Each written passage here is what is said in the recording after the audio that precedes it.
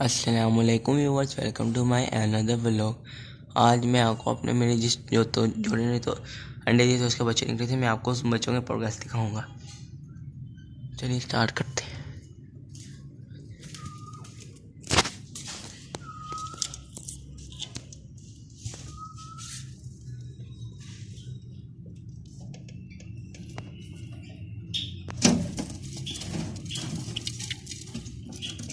माशाल्लाह दोनों बच्चे हेल्दी हैं।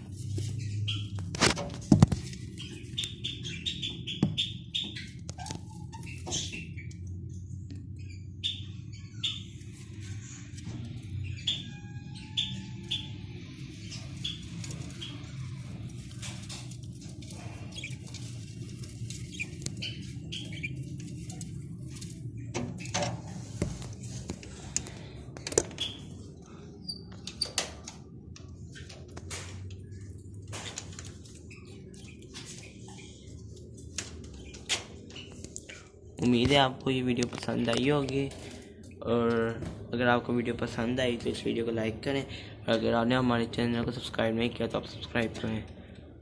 और नेक्स्ट वीडियो में आपको बता देता हूँ, नेक्स्ट वीडियो में चिक्स के बारे में मैं बताऊँगा अपने, जो मैंने अपने तोते के जोड़े के साथ छोड़ दिया है।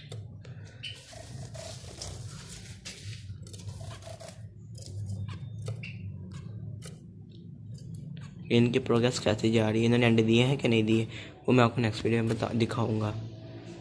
ओके, अल्लाह हाफिज़।